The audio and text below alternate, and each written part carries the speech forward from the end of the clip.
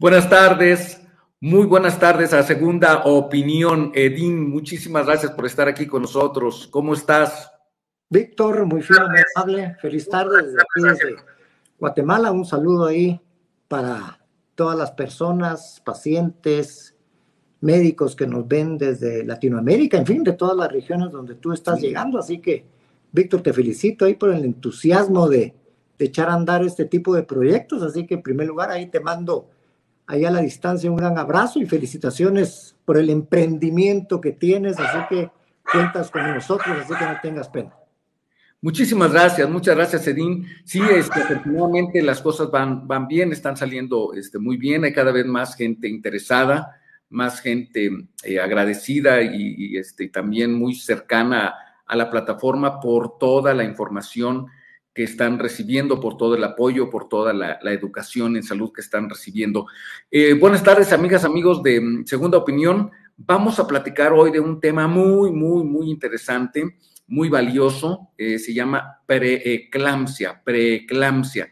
Y para ese tema hemos invitado a un amigo experto en el tema desde Guatemala, el doctor Edín Hidalgo. Edín, yo te pediría para empezar que nos hicieras favor de presentarte. Perdón, primero agradecerte, discúlpame. Primero te agradezco que estés aquí, a nombre mío, a nombre de los amigos de la plataforma, a nombre también de los colaboradores de esta plataforma, y que nos platiques, cuéntanos de ti, de tu trayectoria profesional, de tu trayectoria también académica. Ok, Víctor, bueno, te hago un resumen desde que pues, salí de la Universidad Estatal aquí de Guatemala, la Universidad de San Carlos de Guatemala, como médico y cirujano. Posteriormente hice el estudio de posgrado en ginecología y obstetricia en uno de los hospitales más grandes aquí de Guatemala, que es el Hospital General San Juan de Dios. Y posteriormente, me fui becado a una universidad en Tokio, Japón, y estoy haciendo embarazo de alto riesgo, que es medicina materno-fetal. Regresé posteriormente, después de 2 años y medio que estuve en Japón, regresé a Guatemala, estuve trabajando en un hospital nacional como jefe de servicio en el área de ginecología y obstetricia, con énfasis obviamente en embarazo de riesgo. Y también al mismo tiempo pues iniciamos la práctica privada, de la cual ya tenemos unos 27 años de estar en práctica privada. O sea, para resumirte, pues básicamente es eso. Pertenezco pues a asociaciones grandes de ultrasonido, de medicina perinatal, tanto nacional, latinoamericana, mundial. Y pues igual que tú, pues tenemos la parte esta del afán de enseñar. Nos gusta ahí compartir lo que hemos ido aprendiendo en el transcurso del tiempo. Y obviamente, pues igual, o sea, aparte de compartir, seguir aprendiendo con los diferentes colegas de diferentes latitudes.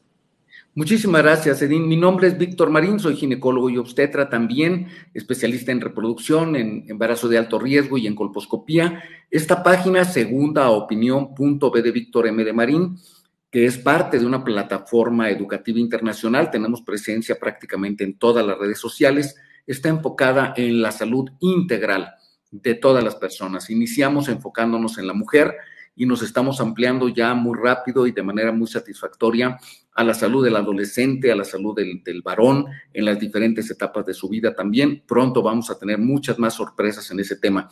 Nos saludan, Edín, Heidi Ayola, buenas noches. ¿De dónde nos saluda Heidi? Cuénteme, por favor. Tere, lo extrañaba, doctor. Ya ves, Edín, te extrañaban. Carolina Jasso te saluda y dice, el doctor Edín me cae muy bien. Es la doctora Carolina que la vez pasada, la preguntona. Perfecto. Estamos dispuestos a que siga preguntando. Ya sabemos quién es. Silvia Quintana nos saluda desde Argentina, muy bienvenida. Nena Rey también nos saluda, ella está en Campeche. Una Talla Madi, buenas tardes, bienvenida. Recuérdeme, siempre se me olvida dónde está usted, recuérdeme, por favor. No, pues ya no voy a preguntar, Carolina. Pues como quiera se le va a quedar el apodo, así que usted elige, Carolina, pregunta y capaz que la pasamos de curso y si no pregunta, pues así se le va a quedar. Oye, Edín, a ver, y cuéntanos, por favor, ¿qué es la preeclampsia? Ok. La preeclampsia cae dentro de lo que son los desórdenes hipertensivos durante el embarazo. Y ahora ya las clasificaciones nuevas del Colegio Americano de Ginecólogos y Obstetras, que nos sirven a nosotros de guía, tanto lineamientos a nivel latinoamericano, europeo y asiático, pues ya englobamos los procesos hipertensivos del embarazo, tanto en lo que es un problema de hipertensión gestacional, que llamamos, que es un proceso de hipertensión durante el embarazo, y cuando este proceso de hipertensión, que obviamente no es normal, pero que sucede en cierto porcentaje de pacientes, cuando toquemos ahí algo epidemiológico, pues vamos a ver eso, cuando se complica, entonces ya da un paso hacia arriba y ya se denomina preeclampsia. Okay. Entonces, preeclampsia ya es un proceso hipertensivo gestacional que ya tiene ciertas aristas diferentes a un proceso hipertensivo gestacional simple, por decirlo así. Entonces, me hay suena alguna diferencia. Es complicado y serio. Sí, es algo complicado y serio, y es por eso que sí tenemos que utilizar una terminología adecuada, porque en el transcurso de mucho tiempo han venido cambiando los aspectos conceptuales y de definición de esto.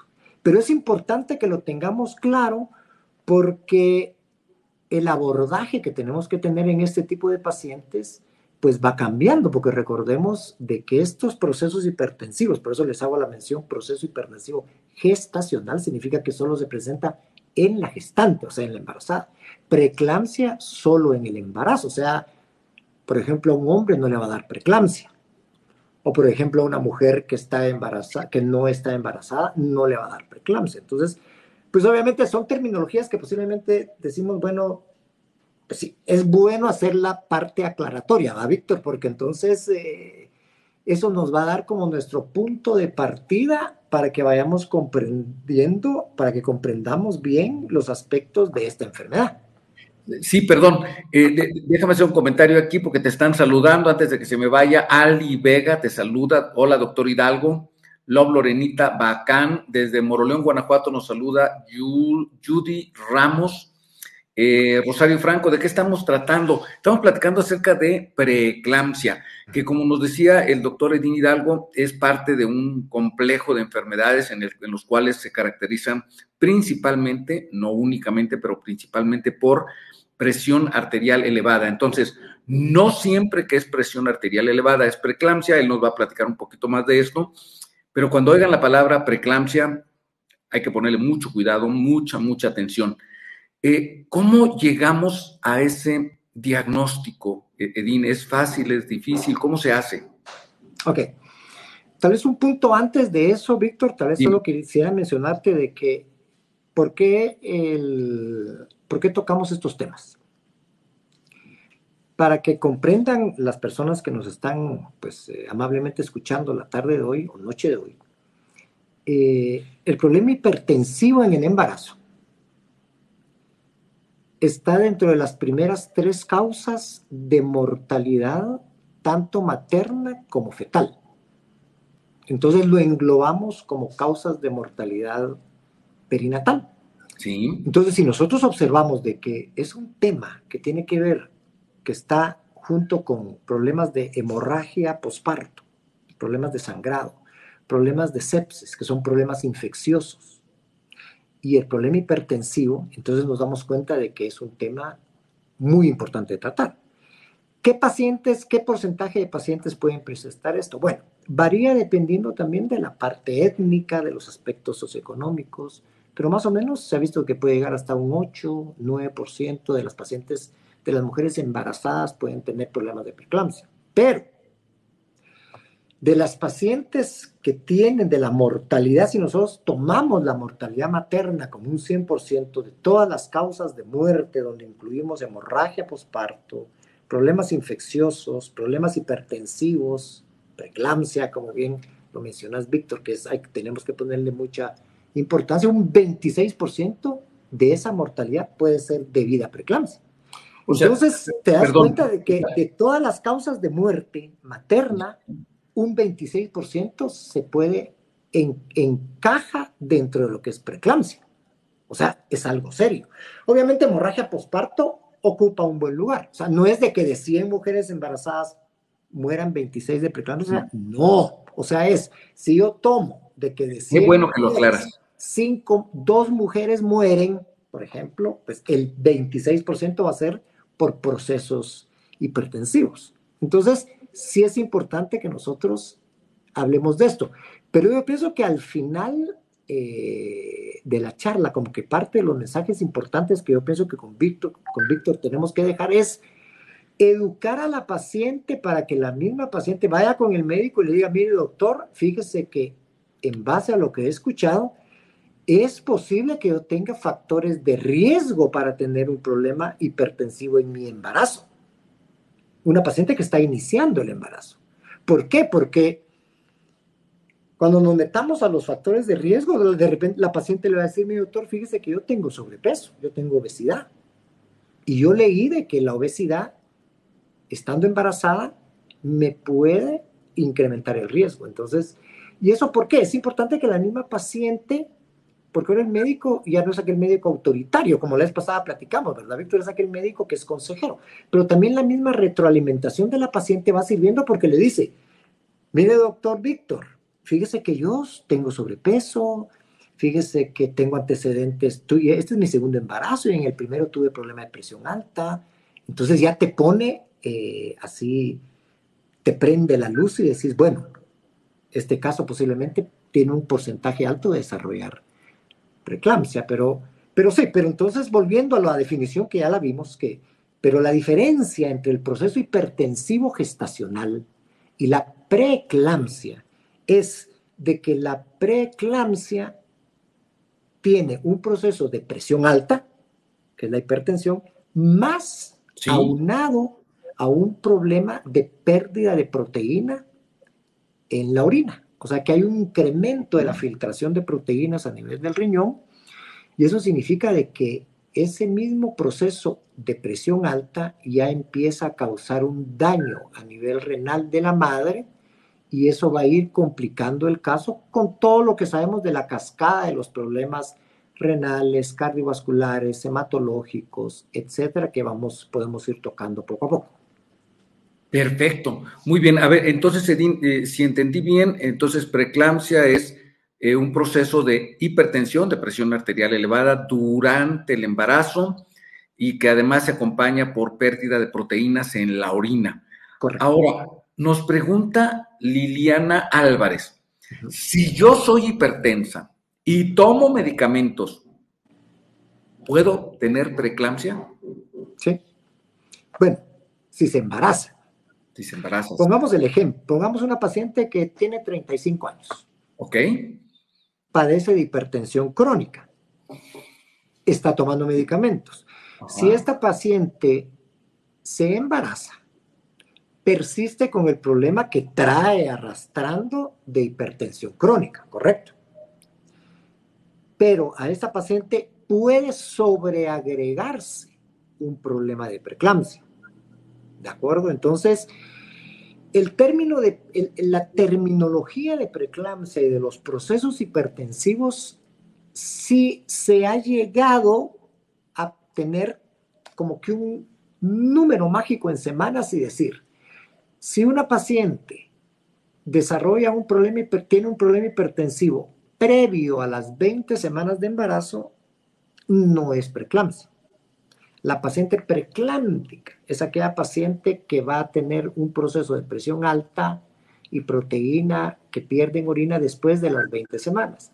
Entonces, ¿cómo le llamamos a esa paciente que tiene 15 semanas y que es hipertensa? Porque por definición no le podemos decir preeclampsia. Bueno, es una paciente que lo más probable era una hipertensa crónica que ya tenía un proceso hipertensivo que venía arrastrando antes del embarazo y que tal vez era un proceso hipertensivo leve y que no se habían dado cuenta. Pero una paciente con ese tipo de presión, con hipertensión crónica o hipertensión antes de las 20 semanas, sí tiene más riesgo de desarrollar una preeclampsia que una paciente que no tiene hipertensión y que queda embarazada. Muy bien. Oye, Edín, y además de eso, muchas gracias por la explicación. Entonces, Liliana, usted es hipertensa crónica, pero además de eso, ¿qué harías tú, qué comentarios o qué evaluación haces en una persona pensando que Liliana llega en este momento a tu consultorio y te dice, ya soy hipertensa, tomo el medicamento A y el B y me quiero embarazar? ¿Qué le comentas? ¿Qué le recomiendas? Sí, sí, en primer lugar, pues tiene que estar controlada con su médico que le maneja la presión arterial, que puede ser un cardiólogo, un internista, porque la paciente aún no está embarazada. Lo que tenemos que tener cuidado es con el tipo de medicamento antihipertensivo que tiene la paciente. Recordemos que el proceso de desarrollo del bebé es el periodo embrionario, que es el primer trimestre, que son las primeras 13 semanas y media. Entonces no podemos exponer al embrión a ciertos medicamentos antihipertensivos. Entonces, ¿qué hacemos? Nos comunicamos con el cardiólogo. Entonces la paciente le dice, mi doctor, mi cardiólogo es Víctor Marín II. Ok. Okay. Entonces hablo yo con Víctor Marín II y le digo, Víctor, pues estamos viendo una paciente que quiere embarazarse y tú los medicamentos que estás utilizando con ella sí tienen riesgo de causar cierto tipo de problemas en el futuro bebé. Entonces dice, Edín, perfecto, no tengas pena, vamos a hacerle un cambio. ¿Tú cuáles prefieres? Bueno, podemos tratar la betalol, podemos hablar de nifedipina, podemos hablar de hidralazina, que son medicamentos que son seguros. Entonces ya el cardiólogo dice, Edín, perfecto, no hay ningún problema, empecemos con eso. Vemos a la paciente 3 meses antes de que se embarace, le damos su ácido fólico, vemos que sus niveles de vitamina D estén bien, le damos la consejería previo al embarazo, que todos sus exámenes estén bien, función renal, todo lo que tiene que ver con el aspecto cardiovascular, hígado, etcétera, y entonces ya se planifica y que se embarace. Excelente. Hago una pausa. Voy a tratar de hacer resúmenes para que nos entiendan mejor porque el tema no es sencillo, amigas, amigos, de verdad no es sencillo. Nosotros batallamos mucho para entenderlo, tuvimos que estudiar mucho para esto. Entonces, para doña Liliana, en este momento, si ella se acercara a la consulta, lo más adecuado sería revisar, platicar con ella, revisar qué medicamentos tiene, qué medicamentos está tomando, hablar con su cardiólogo. Aquí Carolina nos dice, con otro Víctor Marín, no, por favor, uno es suficiente. Entonces, vamos a platicar con su cardiólogo, qué medicamentos le está dando, vamos a ver cuáles son riesgosos para el bebé que viene a futuro. La citamos, esto es mucho antes de que se embarace, y luego la citamos 3 meses antes de que se embarace, volvemos a hacer la revisión, volvemos a ver el tema de medicamentos, le recomendamos tomar ácido fólico, le recomendamos tomar vitamina D si no lo ha tomado antes, y entonces inicia ya el proceso para búsqueda de embarazo. Te saluda Alejandro, nos saluda Alejandro, saludos a ambos. Acaro Lleve. Doctor Edín, saludos, excelente médico. Me ayudó demasiado con mis embarazos. ¿Cómo es su nombre, Acaro Belle? Dígame, por favorcito, porque no la ubico así, para que el doctor esté mejor enterado de quién envía felicitaciones. Saludos a mis colegas médicos desde Nicaragua. Semile 20, bienvenida. ¿A qué rama de la medicina se dedica usted, Semile? Cuéntenos, por favor. Oye, ahora, Edín, ya que vimos esta parte del inicio de la definición de la preeclampsia, de cómo se hace el diagnóstico, nos hablabas de que puede ocurrir hasta casi en 1 de cada 10 embarazos y que de las muertes maternas en total que se dan por diversas causas, puede llegar a ser hasta 1/4 parte de esas muertes. Ahora, una pregunta adicional a todo esto. ¿Cómo es que se trata? ¿Qué recomendación le das a una paciente? Bueno, ¿qué recomendaciones de vigilancia y de tratamiento le das a una paciente a la cual le diagnosticas preeclampsia? Ok, perfecto. Antes de entrar puntualmente a lo que me preguntas, Víctor, sí quisiera hacer como una connotación, porque tenemos pues personas ginecólogas que también están viendo este programa, y sí hay, como estamos hablando de las generalidades, pero sí pudiera ser que quede la duda, porque actualmente en una revisión del 2020 del Colegio Americano, del Boletín del Colegio Americano de Ginecólogos, se ha visto de que aparte del proceso hipertensivo, no necesariamente en la preeclampsia tiene que haber pérdida de la proteína. O sea, solo quiero hacer cierta aclaración. En la mayoría sí. En la mayoría todo lo que nosotros hemos aprendido desde nuestra época, Víctor, es hipertensión más problema de proteinuria, o sea, pérdida de proteína en orina, preeclampsia. Eso no ha cambiado. No ha cambiado. Sin embargo, ahora se ha visto de que hay pacientes con preeclampsia que tienen hipertensión, no tienen todavía proteinuria o no tienen proteinuria, pero ya tienen ciertos cambios, por ejemplo, plaquetas menores de 100,000 por mililitro. Por ejemplo, pacientes que tienen ya alteraciones de las pruebas hepáticas al doble, de transaminasas, oxalacética, pirúvica. Entonces, pacientes que ya tienen cierto daño vascular, y se ha visto que estas pacientes nosotros las podemos catalogar como preeclampsia sin necesidad de tener el dato de la pérdida de proteína, porque si hay una definición como que muy concreta con la pérdida de proteína en la orina, y te lo doy, que es lo que los médicos lo hacemos, y te recordarás, si nosotros que hacemos clínica, es le enviamos a la paciente que recolecte Orina. toda la orina de 24 horas, por decirte algo, de 6 de la mañana de lunes a 6 de la mañana de martes, lo lleva al laboratorio, independientemente todo lo que orina la paciente lo deposita ahí, sea 1 litro, 1.5, 2 litros, no importa. Y si la cantidad de proteína que pierde la paciente, por eso vamos a dar la definición puntual, es más de 300 miligramos en esa orina, ya sea de 1000 cc, 800 cc, 2000 cc, no importa. Si es más de 300, esa paciente ya tiene un inicio de daño renal y ya se cataloga como preeclampsia.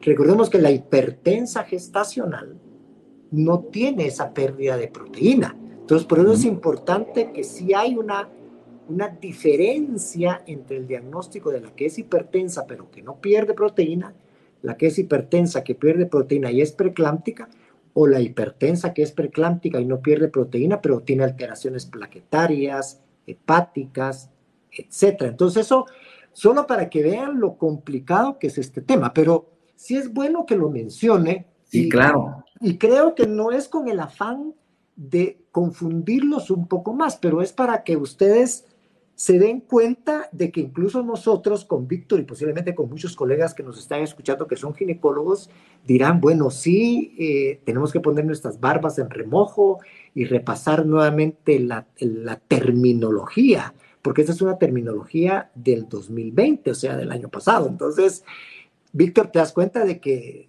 sí, va cambiando. Antes, si no tenía proteinuria, no es preeclampsia. Sí, era proteinuria, edema, hipertensión. Correcto. En cambio, ahora ya ha ido cambiando un poco. Entonces, eso es en base a eso. Oye, ya está aquí el nombre de la paciente, perdón, la paciente que te da su agradecimiento y reconocimiento también, se llama Carolina Bernal, te envía saludos, a mí también. Betty Araya nos envía saludos desde Buenos Aires, Argentina. Andy MX tiene una duda, anótela por favorcito. Gabriela nos saluda, Gabriela Benítez. Carolina dice, qué bueno que no soy ginecóloga. No, Carolina, no solo en la ginecología, en muchos ramos de la medicina hay que aprenderse tantas clasificaciones, tantas tablas, tantas cositas que no sabe. A ver, Andy MX nos da otra pregunta fuera del tema, pero si nos haces favor. Edín dice, en mi caso mi bolsa amniótica se rompió sin razón evidente, sin causa evidente, ni infecciones. ¿Podría ser genético? ¿Nos ayudaría a saber en qué momento se le rompió, en qué momento el embarazo? Bueno, pues la ruptura de membranas eso es un tema completamente aparte. La ruptura de membranas es algo pues que ocurre a veces, se da más, por ejemplo, en embarazo gemelar, por la sobredistensión, se da más en pacientes que tienen mucha cantidad de líquido amniótico, lo llamamos polidramnios, se da en pacientes que tienen contracciones de parto pretérmino, ¿de acuerdo? O en pacientes que no tienen nada. Sin embargo, se ha visto, ya saliéndonos del tema de la hipertensión. Perdón, es 5 meses de embarazo. 5 meses de embarazo, sí. Se ha visto de que muchos de los procesos estos de ruptura de membranas pretérmino tiene que ver con procesos infecciosos. Y a pesar de que dicen, no, no tuve infección urinaria, no tuve fiebre, no tuve... Bueno, se ha visto de que existen lo que se llama corioamnionitis, que es una infección del amnio, ¿ya? Corioamnionitis asintomáticas, o sea, pacientes que no tienen signos de infección y que es difícil, y que la única forma de darnos cuenta a veces es hacer un cultivo, una punción de líquido amniótico y evaluar el líquido amniótico. Entonces, es difícil, pero se ha visto de que un buen porcentaje, cuando no encontramos una causa de sobredistensión por embarazo múltiple, como les mencioné, etcétera, puede ser infeccioso. Pues obviamente a esa edad gestacional, pues sí, definitivamente son embarazos súper complicados, pero bueno, Muy bien. pero volviendo a lo de la Perdón, adopción. perdón, te saluda también Celia Romero y yo te voy a cambiar la pregunta porque ya la Sí, pensamos bien. Ya me dio una pregunta aquí Carolina Jasso, ahorita te la doy. Dime, ok. ¿qué nos ibas a complementar? Perdón. Ah, no, no, pregunta, no tengas pena. La pregunta es sencillita. ¿Cuál es la causa de la preeclampsia? No se sabe. Ay, Respuesta sencilla. ay, Edwin, no te con eso, tantas clasificaciones. Ay, es El difícil, problema de la preeclampsia difícil ha ido entender que a estas cambiando y alturas. ha ido evolucionando durante tanto tiempo y actualmente se le está echando la culpa, como que el gran culpable es la placenta.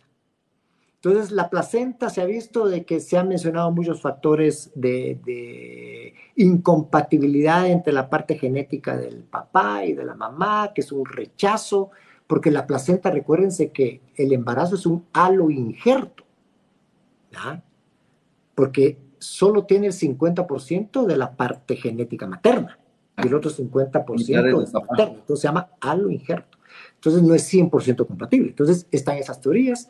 Se ha visto de que existe una invasión inadecuada de la placenta, que es lo que nosotros llamamos trofoblasto, durante las primeras semanas y los primeros 4 meses de embarazo, y se ha visto que esa poca vascularización e infiltración de los vasos sanguíneos placentarios al útero causa que después esas arterias que llamamos espirales se mantengan cerradas y hacen de que no exista una vascularización adecuada.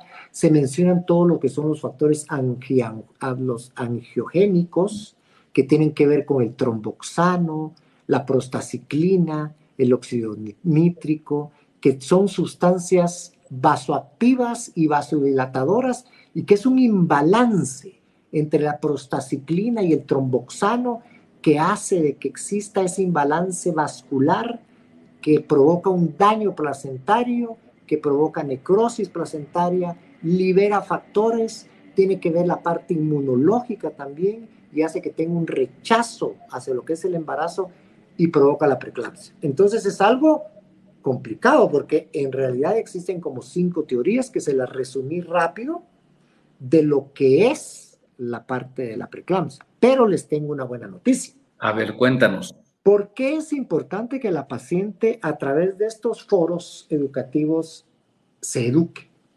Porque la paciente tiene que saber qué factores de riesgo puede tener. El ser nulípara, o sea, tener el primer embarazo, es factor de riesgo. Tener sobrepeso, ya se los mencioné, un índice de masa corporal arriba del 30, un índice de Quetelet es factor de riesgo. Ser hipertensa crónica, también.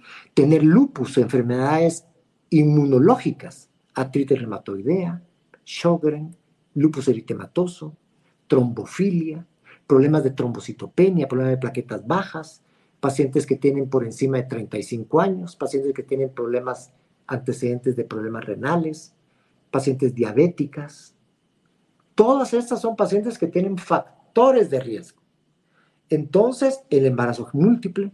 Entonces, si la paciente dice, bueno, yo estoy embarazada y digo, bueno, tengo estos factores de riesgo, ahora se ha visto que con tener un factor mayor y con tener 2 factores menores, por ejemplo, solo uno mayor o tener 2 menores, se ha visto de que eso hace de que la paciente, según, pues esto es algo muy, muy relevante que salió hace algunos años, con dosis bajas de ácido acetil salicílico, que es la aspirinita, cardioaspirina, con dosis de 85 que actualmente estamos usando dosis de 150 miligramos, con utilizar dosis bajas de ácido acetil salicílico. Recordemos que la dosis estándar que trae la tableta que toma uno, bueno, cuando toma por un dolor es de 500 miligramos, aquí estamos hablando de dosis baja. Se ha visto que si lo utilizamos entre la semana 12 o semana 16 en adelante, hasta las 34, 36 semanas, disminuimos el riesgo de que la paciente le dé preeclampsia 50%, Víctor. Entonces, Es que están acá perforando y se me olvidó que había quitado esto. Hay alguien acá con un taladro. Oye, con una tabletita de aspirina de 100 miligramos al día, podemos ayudar a disminuir el riesgo de preeclampsia. Ahora, ¿tú se la ofreces, se la recomiendas a todas las mujeres embarazadas o hay algunas en especial, las que nos comentaste, la de que es su primer embarazo, la que es obesa, ¿sí? Hipertensas crónicas, sistemas inmunológicos, lupus, renales, embarazos múltiples, pacientes que tienen antecedente de preeclampsia en embarazo anterior, pacientes que arriba de 35 años, en fin, o sea, las pacientes que tienen estos factores de riesgo, sí, bueno, no es de que les aconseje, o sea, si les digo, miren, aquí es la opción, es darles dosis bajas de aspirina, porque se ha visto, ya está demostrado y está aprobado por el Colegio Americano, Europa, de dar dosis bajas de aspirina, porque disminuye, imagínate, Víctor, el 50%. Entonces, y lo hacemos desde antes que se presente el proceso, porque si recuerdas bien, en nuestra definición hablamos de que los problemas de preeclampsia se dan de las 20 semanas en adelante. Entonces, aquí lo estamos haciendo desde las 12 a 16 semanas. Se ha visto que si nosotros empezamos tarde, el beneficio que damos de dosis bajas de aspirina no es tanto como quisiéramos si lo utilizamos entre las 12 y 16, si iniciamos entre 12, 13, 14, 16 semanas. O sea, en esas fechas es lo ideal. Pero igual, si a mí una paciente me llega por primera vez, tiene 22 semanas y tiene esos antecedentes, igual lo iniciamos. Y se ha visto de que no hay, pues por el tema de la aspirina, que muchos tienen, que actúa a nivel de la coagulación y que esto y que el otro, se ha visto que con esa dosis, incluso durante los procedimientos, si es necesario una epidural, por ejemplo, una anestesia espinal, una raquidia, no nos incrementa el riesgo de problemas hemorrágicos. Entonces, pues es algo que se demostró hace no muchos años y que es algo muy importante, porque si ya vemos una paciente con preeclampsia a las 24 semanas, 28 semanas, 30 semanas, pues tenemos que utilizar medicamentos antihipertensivos y recordemos que después de la preeclampsia el riesgo es de eclampsia.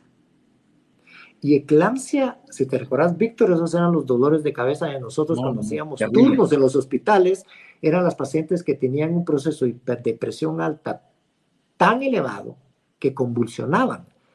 Entonces ya ahí ya nos vamos a todo nuestro sistema de utilizar sulfato de magnesio, hidralacina intravenosa, ya todo lo que sabemos de emergencia, que nosotros no queremos llegar a eso. Claro. Oye, y entre más temprano aparezca la preeclampsia, puede ser más seria. Sí, obviamente si aparece una preeclampsia a las 36 semanas, pues resuelves el embarazo. Pero si tienes una preeclampsia que empieza a las 22, 24, 26 semanas, pues empiezas con la vigilancia fetal, que si puedes podemos platicar un poco de eso y ir tomando las decisiones. Pero yo generalmente, cuando hablo con mis pacientes y con la pareja, ¿verdad? Porque pues, tienes que hablar con el esposo y la familia, y yo sé que es un binomio, la madre y el bebé. Y si son gemelos, pues entonces ya son 3 los que participan, pero yo sí le digo a la paciente, mire, pues su bebé es súper importante, todos los bebés y todos los embarazos son deseados, pero aquí el punto medular es de que yo a usted, mamá, no la voy a poner en riesgo de muerte. Entonces yo pienso que nuestro deber como médico es no hacer aquellas medidas heroicas, si podemos salvar a los dos, por ejemplo, a mamá y al bebé, perfecto, pero sí tenemos que ser muy conscientes si tenemos una madre que tiene ya 2 hijos, 3 hijos, y tenés que pues decir, bueno, hasta aquí llegamos, hasta las 28 semanas, hasta las 30 semanas, buscas el mejor equipo de neonatólogos y pediatras, les das las mejores condiciones, pero creo que no puedes arriesgarte a que esa tu paciente caiga entre ese 26% de mortalidad materna, o quede ciega, o quede con un problema de insuficiencia renal para toda la vida y que necesite trasplante renal, o que quede con un problema de accidente cerebrovascular y quede hemipléjica, o quede sin habla. Entonces son cosas de que, pues pocas veces nos ha tocado tomar decisiones fuertes, Víctor, pero tú que has estado en esto, pues sabes de que a veces nos llegan casos pues tan al final que pues igual tenemos que mencionárselo. Yo pienso que Claro, no, la clave aquí, las la clave personas, es pues. prevención, detección temprana y acción temprana también, con una clara visión de cuál es el objetivo y actuamos así. Antes de seguir, Edín, por favor, ya llegamos a los 35 minutos de charla y aquí pues va cambiando las personas que nos van acompañando, entonces te voy a pedir que por favor nuevamente te presentes, platícanos de tus antecedentes académicos y profesionales. Ok, gracias, Víctor. Pues como habíamos mencionado, mi nombre es Edín Hidalgo Portillo, soy médico y cirujano, egresado de la Universidad de San Carlos de Guatemala, la universidad estatal aquí de mi país, con un posgrado de 4 años, una maestría en ginecología obstetricia en uno de los 3 hospitales más grandes de Guatemala, en el Hospital General San Juan de Dios, y posteriormente me fui a hacer una subespecialidad en Tokio, Japón, de 2 años y medio en embarazo de alto riesgo, que actualmente se llama medicina materno-fetal. Regresé aquí a Guatemala, estuve trabajando como jefe de servicio de ginecología obstetricia en un hospital grande, y pues estoy dedicado a la práctica privada, trabajando en hospitales grandes aquí de Guatemala desde el punto de vista privado, manejando todo lo que es ultrasonido, embarazo de alto riesgo, pues dedicado básicamente a lo que nos gusta y nos fascina. Muchas gracias. Mi nombre es Víctor Marín, soy ginecólogo también, especialista en reproducción, en embarazo de alto riesgo, en colposcopía. Y esta página donde estamos platicando, esta cuenta, está dedicada a la salud integral, inicialmente de la mujer. Ahora estamos ya ampliándonos también a otras áreas de la medicina, a otras áreas de la salud, salud física, salud intelectual, salud emocional, salud psicológica, salud sexual, incluso salud financiera. Estamos presentes prácticamente en todas las redes sociales. Búsquenos con el mismo nombre, segundaopinión.b de Víctor M. de Marín. Ahí nos encuentran, tenemos mucha información muy valiosa. El equipo de colaboradores, somos ya más de 60 personas de 12 países de Latinoamérica, más un par de amigas de España. Edín, nos dicen acá, nos saludan. Hola, doctor Azúcar Morena, muy bienvenida. Hace rato que no lo veía, quién sabe dónde andaba. Azúcar es muy paseadora.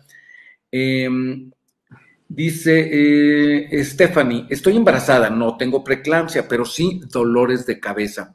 ¿Es malo tener dolores de cabeza? ¿Es malo tomar Tylenol casi a diario para el dolor de cabeza? Bueno, tendría que investigarle, que le investiguen pues, la causa de los dolores de cabeza, puede ser migraña. Recordemos que en el embarazo también pueden tener anemia, eso también es frecuente. Estarse revisando la presión arterial. Y vaya que tocó ese punto, porque con Víctor se nos pasó por algo, un dato muy importante de la definición, que es cuál es el nivel para hablar de hipertensión en el embarazo. O sea, ¿cuál es el valor normal de presión arterial? Bueno, el valor normal que nosotros tomamos, que todos hemos aprendido, 120/80, correcto. Hipertensión durante el embarazo, o sea, hipertensión gestacional, es cuando la sistólica está arriba llega a 140, o sea, la de arriba, la 140, la sistólica, y la de abajo está, la diastólica, por encima de 90.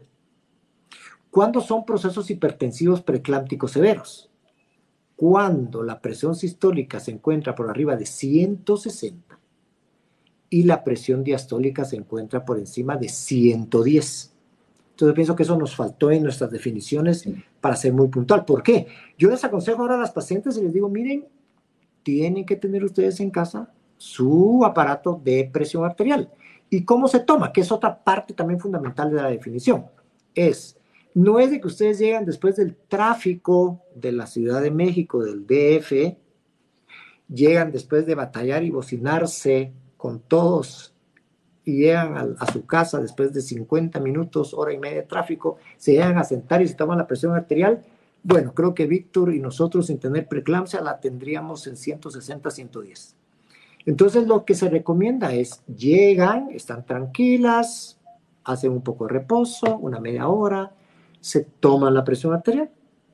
Si observan de que la presión arterial está por encima de estos datos, que llega a 90 la diastólica o 140 la sistólica, entonces dicen ya, entonces esperan 4 horas de reposo, no se ponen a hacer esto, lo otro, contestar, escribir, dar órdenes, decir al esposo que haga la comida, regañar a los niños, no, tranquila. Y entonces lo que hacen, se toman nuevamente la presión arterial. Y si nuevamente observan de que está en 140 o 90 la diastólica, entonces consultan con su médico. Muy bien. Eso es importante, que se nos había pasado, Sí, la forma sí. de evaluarse La presión, las pacientes. los valores de la presión. ¿Y los síntomas? Dolor de cabeza, se le hinchan los pies. Dolor de cabeza, edema.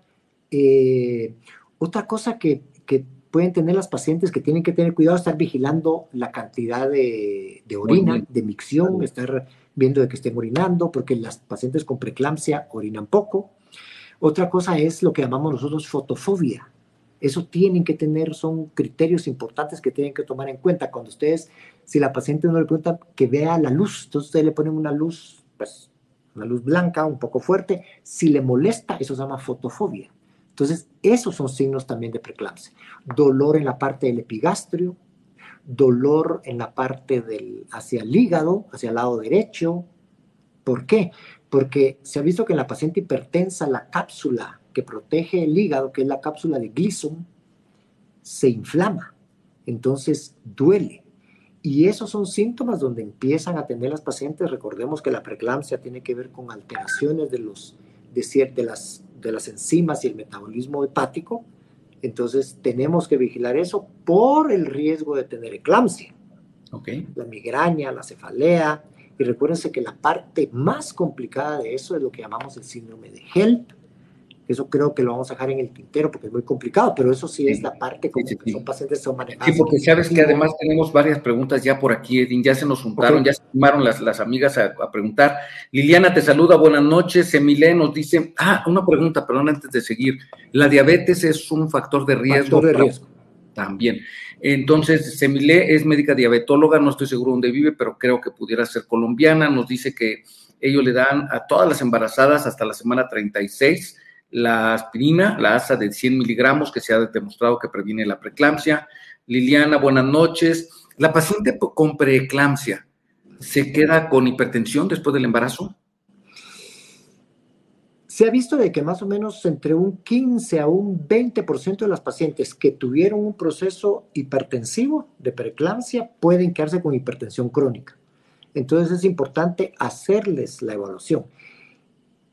Y aprovechándome de esa pregunta, he de contarte de que hay un 15%, e incluso hay unos estudios que mencionan un 20%, que pacientes pueden presentar un proceso hipertensivo después del parto. O sea, que estaban bien y en el posparto inmediato les puede dar preeclampsia. En el embarazo estuvieron bien, su presión normal, termina el embarazo, nace el bebé y después de eso presentan hipertensión. Correcto. Y pueden convulsionar y les puede dar eclampsia. Es por eso lo importante yo cuando paso visita y voy a ver a las pacientes, después de que tuvieron a su bebé, ¿le han tomado la presión arterial? No, doctor, ya no me la tomaron. Que no, o sea, importantísimo. Dejemos el tema de hemorragia posparto, ¿verdad? De que les puede dar un problema de hipotensión. No. El tema de que les puede dar un proceso hipertensivo después del parto. Se ha visto que es un 15% de las pacientes con preeclampsia lo desarrollan después del parto. Muy bien. Nos saluda Ana María Lucía desde Toledo, España. ¿Qué tal? Allá son ya como las 2 de la mañana, yo creo. Y miren, aquí, muy bienvenida. Qué bueno que está por aquí. Saludos hasta Toledo. Susana Cepeda dice que difícil tomar una decisión así como la que platicabas de esas de película, de la mamá o el hijo. Evita Mari nos saluda. Saludos. Durango. ¿De qué se trata el tema? Estamos platicando de preeclampsia, es una forma de hipertensión, de presión arterial elevada durante el embarazo.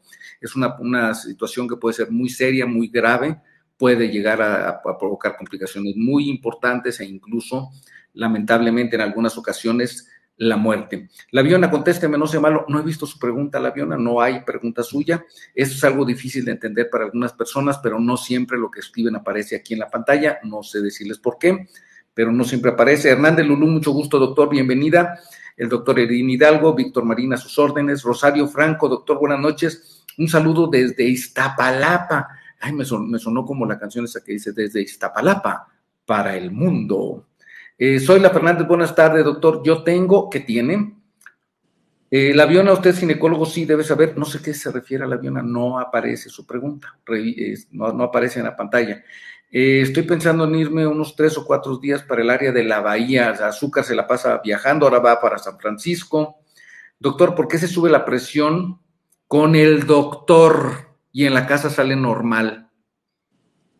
Por eso es importante tenerlas. Yo las dejo, cámbiese, quédese tranquila. Yo regreso, voy a contestar un par de correos de Víctor, puede ser de uno de ellos, y chateo un rato, contesto a una paciente y dejo a la paciente tranquila, recostada, que platique con su esposo, recostada sobre el lado izquierdo, y, o sea, no estoy de que llega y estoy encima y tomándole la presión, y pues obviamente se genera estrés el llegar con el médico. Nosotros con Víctor, cuando fuimos a nuestra primera consulta con el urólogo y el proctólogo, créannos de que sí tuvimos problemas de hipertensión, aunque no nos tomaron la presión arterial en esa ocasión. Pero bueno, entonces sí. nosotros comprendemos, sucede de que suba la presión arterial. Entonces es bueno esos truquitos, o sea, dejar a la paciente, mire, que hablen con su esposo, te vas a chatear un ratito, con 5 minutos que te vayas y la dejes sola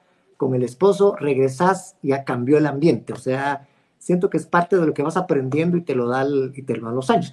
Ahora, tal vez antes de seguir con las preguntas, Víctor, te quería comentar, porque algo que es importante, ya que hablamos de la prevención y de que nos damos cuenta de que si tomamos factores de riesgo, y en pacientes que sí tienen factores de riesgo, ahora ya sabemos de que el uso de dosis bajas de aspirina nos pueden servir. Entonces viene y surge la duda, bueno, pero mire, doctor, y con lo que está avanzada la ciencia, ¿por qué no cuando yo tenga 9 semanas de embarazo, o sea, 2 meses, 3 meses de embarazo, 4 meses de embarazo, antes de que llegue a las 20 y me dé la preeclampsia, o a las 28 y me dé la preeclampsia, ¿y por qué no me hacen estudios para yo saber? Sí, si tengo, y te sigues explicando, déjame traer mi aparato para esa situación. Se me olvida que acá tengo mi aparato detector. Te escucho. Ok, entonces, ¿será que existe estudios para nosotros poder determinar si voy a desarrollar yo preeclampsia? O sea, me pueden hacer un examen de sangre, me pueden hacer un examen de ultrasonido. Bueno, de esto hay mucha tela que cortar, pero igual se las voy a resumir. Ahorita hay estudios de factores de liberación placentaria, angiogénicos que llamamos, y que hay empresas que han sacado en Estados Unidos, que son productos que se hacen a nivel del examen de sangre en la madre, y se han tratado de aunar, o sea, de sumar a ciertos estudios de flujo sanguíneo que estamos haciendo ahora, de estudios de velocimetría Doppler, de la arteria uterina, y dependiendo cómo se comporta la onda y los índices de resistencia y pulsatilidad, que ese es otro tema, se ha visto de que eso, bueno, podría decirnos esta paciente puede o no puede desarrollar.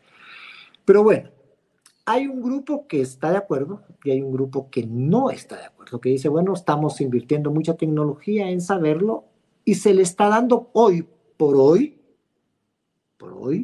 le estamos dando como que mucho énfasis a los factores de riesgo. Entonces yo pienso, Víctor, de que eso es algo que tenemos que hacer énfasis, o sea, el sobrepeso, antecedente de preeclampsia, ser hipertensas crónicas, el diabetes, embarazo múltiple, problemas inmunológicos, lupus, problemas plaquetarios, problemas renales crónicos, etcétera. Esos son factores de riesgo. Y lo otro, pues si está la tecnología y el seguro te lo cubre, que va, Víctor, que esos son los problemas a veces que tenemos, claro, pues como que te puede dar una guía y te puede dar una luz para tomar una decisión de alguna parte de terapéutica para él. Sí, mira, yo acá la luz que te puedo dar es esta. Mira, acuérdate que yo tengo este aparatito Sí, cuando me dicen, me dará la preeclampsia, entonces yo consulto mi bolita mágica. Pero es que, ¿sabes qué pasa? Que no van a la consulta pregestacional y quieren que le hagamos la evaluación del riesgo. Está muy complicado. A ver, nos saluda aquí Mariana, me encanta escucharlo, doctor. Nos dice Durango, yo tengo un medidor de presión en casa, qué bueno, úselo. Silsu dice, yo tengo presión 90-50, un poquito baja, no nos dice su edad, pero un poquito baja. Soy la doctora, tengo 45 años, mi menstruación es bastante irregular. ¿Será normal? Hay que ir a valoración por el ginecólogo, está ya llegando a su climaterio. Ramsey Rodríguez, 21 semanas de gestación. La presión casi siempre baja, 160, y me Normal. dieron aspirina. ¿Qué opinas de esa presión, 160? Bueno, si una paciente que no va a ser hipertensa, que no va a ser un problema de preeclampsia, la presión arterial durante el embarazo normalmente baja. ¿Por qué? Porque existe, por la progesterona que produce la placenta, existe una vasodilatación una vasodilatación sanguínea, y eso hace de que baje la presión arterial. Entonces es normal que en el embarazo baje la presión arterial. Obviamente la cardioaspirina no se la dieron porque tiene la presión baja. O sea, posiblemente está justificado que le dieron cardioaspirina o aspirinita o como que dosis bajas de aspirina, mejor dicho, si tiene antecedentes. Si no tiene antecedentes, no es necesario que tome. Correcto, porque para pacientes con presión baja no les damos dosis bajas de aspirina. Es para los pacientes que nosotros pensamos que va a ser problemas hipertensivos. Pero Perfecto. es normal que se baje, correcto. Sí. Y si está la paciente, recordemos de que en nuestro consultorio, por eso no tenemos que tomar la presión arterial la tomamos con la paciente sentada. Recordemos que si nosotros tomamos la presión, imagínense un embarazo ya de 5, 6, 7, 8 meses con la paciente acostada, toda la parte del útero con el contenido que es el bebé, placenta, líquido amniótico, son 10 libras que le van a caer encima a la vena cava. Y la vena cava va a tener menos retorno de sangre hacia lo que es el corazón, y eso va a hacer de que la presión arterial a la paciente se le baje. Y es la paciente donde se siente que le da náusea, mareo, se siente mal. ¿Sí? Entonces, no es buena posición que tomar la presión arterial cuando la paciente esté lo que llamamos en decúbito dorsal. No. Ok, nos dice Luis Lin, yo había tenido preeclampsia en mis 2 embarazos, pero el segundo nació de 6 meses, con poco peso, solo vivió 21 días y el doctor ligó las trompas. Probablemente fue una preeclampsia severa. Carolina nos dice que si puede existir diabetes gestacional y preeclampsia. Sí. Ambas cosas. Correcto, puede existir las dos cosas, no hay ningún problema. Se pueden dar, es más, sirve el problema de diabetes gestacional sí es un factor de riesgo para que le dé preeclampsia. Entonces, yo tengo una paciente con diabetes gestacional, mire, usted va a dosis bajas de aspirina, sí o sí, porque si no le doy, le incrementa el riesgo de hipertensión, sí. Claro. Luis Luis dijo que era su responsabilidad cuando hizo la Salpingo. Yo nunca firmé ningún documento. Ahora pasaron 5 años, quisiera realizar un tratamiento, pero me da miedo volver a pasar lo mismo. Pues por eso la ligaron, justamente. Por eso es que el doctor tomó esa decisión. Susana dice, gracias por contestar la pregunta, doctor. Hace 12 años tuve a mi niña por una donación de óvulos, se me retiró la regla y desde entonces no bajo peso. Yo le recomendaría que fuera con un nutriólogo, además de un experto en reproducción, a ver qué pasó. Viviana Vega nos saluda, ella vive en Florida Blanca, Santander, Colombia. Muy bienvenida, Viviana, por ahí le dejé un mensaje, ojalá podamos seguir platicando. Hola, doctora, a mí me pasó preeclampsia, nos dice Rocío, y convulsioné varias veces, casi me muero. Por eso fue que ligaron a nuestra amiga, por eso es que Luis Lin la ligaron. Michelle, buenas noches, ¿cómo está? Cursos profesionales, ¿a qué se debe si todo mi embarazo tuve mi presión bien? Pues probablemente no la tuvo bien, Rocío, porque esto no es de un día para otro. Salud desde Ecuador, María. ¿Cuántas veces al día recomienda checar la presión al día? Pues aquí tendríamos que ver si está embarazada o no está embarazada, ¿no? Si no está normal, si la presión es normal, pues no hay ningún problema. O sea, se puede estar revisando una vez por semana, por ejemplo. Ahora, ya cuando tienen un proceso de hipertensión, y ya con el médico no es un proceso severo, sino que va para tratamiento que nosotros llamamos por fuera, o sea, desde su casa, entonces si ya le dice uno, mire, tiene su aparatito y revísese 2, 3 veces al día. Y como ya tenemos los números mágicos, ¿ya? O sea, ya sabemos de que si la diastólica de 90 sube o la de 140 sistólica va para arriba, se comunica inmediatamente con su médico. Sí, sí, de acuerdo. Calcio también se ha visto, calcio, disculpa, Dice, Víctor. perdón, sí está embarazada, ya más abajo dice, ya me dio miedo, espero mellizos, tener gemelos es un factor de riesgo. Es un factor, sí, dosis bajas de aspirina. Sí, sí, claro. Semile dice, yo tengo en cuenta los factores de riesgo, que es justamente lo que decía el doctor Edín. Sí. Buenas noches, doctor, ¿cómo está? Muy bien, Esmeralda, bienvenida. Semile, presión normal, 160, ya me dio miedo, tengo diabetes gestacional, ya tengo 31 semanas, pero aún tengo miedo. Pues mire, no es para que le dé miedo, es para que vaya a la consulta, no deje ir a la consulta. Y esté revisando. De todo lo que le digan, porque sí es una situación obviamente muy delicada. Sí. Doctor, ¿y si es alérgica a la aspirina, qué se puede tomar? Si la paciente es alérgica a la aspirina, bueno, hay algunos estudios, porque recuerden que esto no lo podemos cambiar, por ejemplo, con los AINES.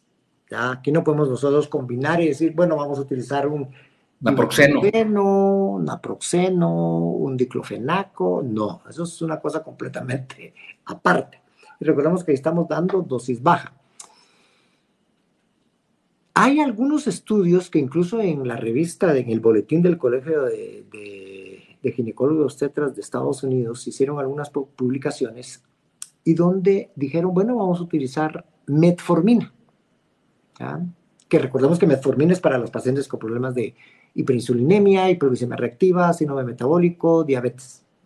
¿De acuerdo? Y salieron unos estudios que posiblemente la metformina nos puede ayudar y otros estudios que no. ¿Ya? Entonces, sí hay un limbo ahí en el cual no tenemos una respuesta muy clara con la metformina. Otros han estado proponiendo, por ejemplo, el uso de estatinas, por ejemplo, también. O sea, hay un grupo que hicieron estudios y también se vio de que no. ¿Ya? Otro grupo, por ejemplo, antes de las dosis bajas de aspirina, calcio. ¿Te recordás, Víctor, de que nosotros en la época que nos entrenamos, sí hubo algo ahí de que el calcio...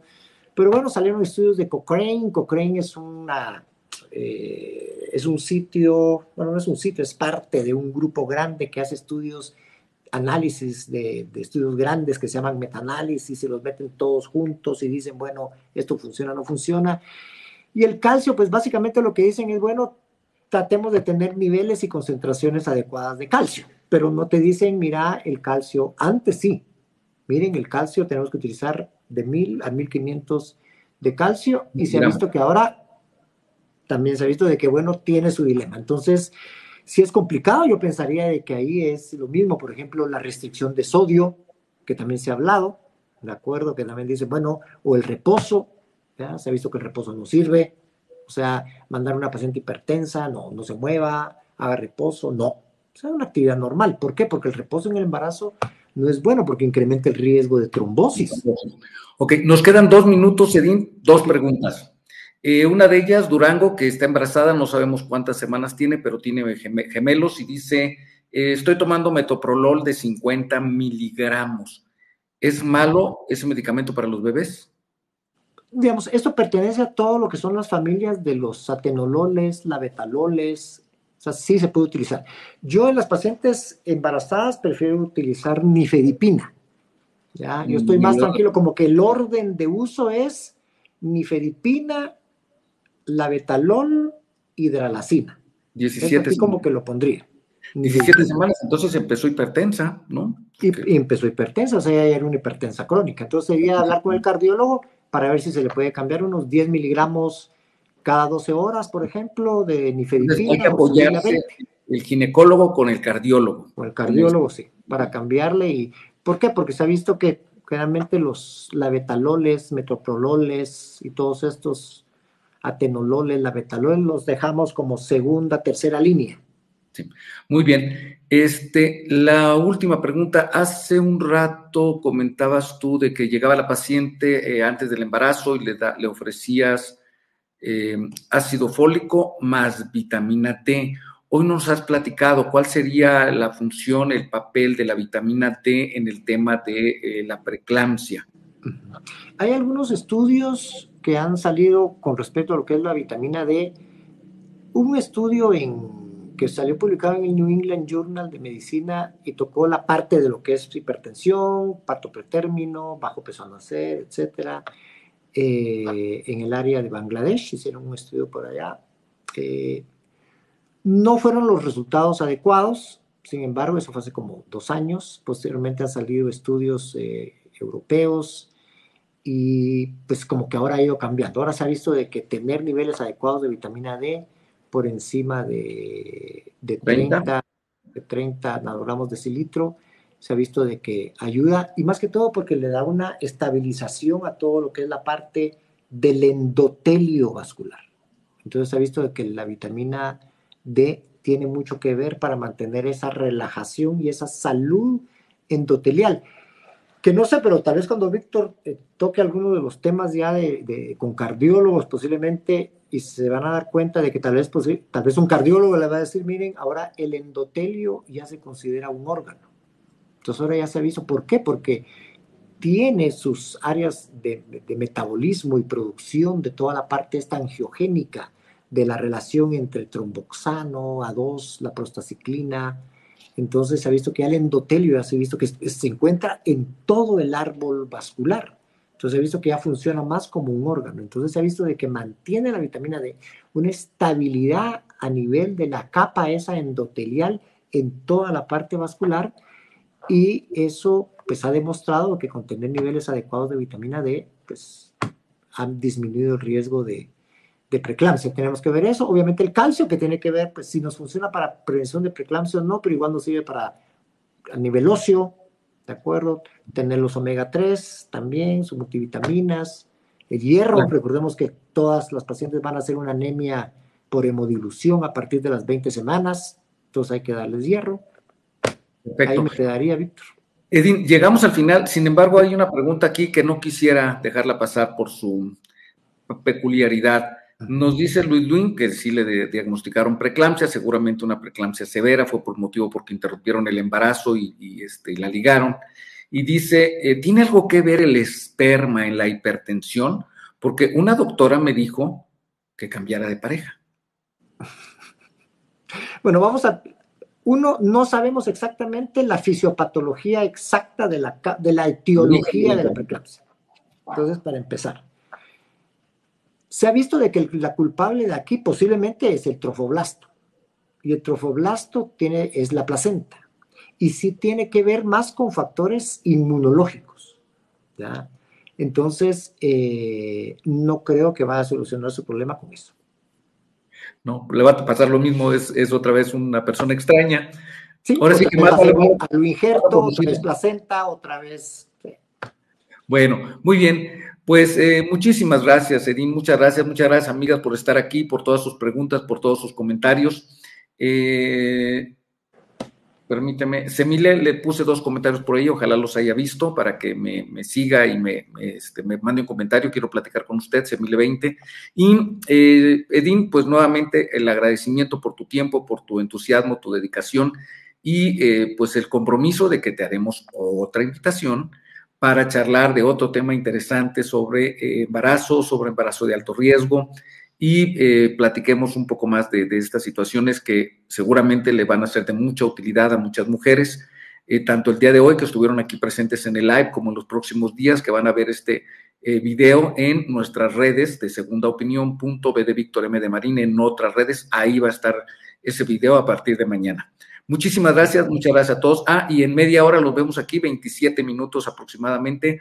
Vamos a tener una charla muy interesante con la doctora Carolina Londoño. Ella es una doctora colombiana, ella vive en Medellín, y vamos a platicar sobre qué significa ser pareja hoy. ¿Qué significa ser pareja hoy? Están todos cordialmente, todas y todos y todes cordialmente invitados. Muchísimas gracias. Hasta pronto.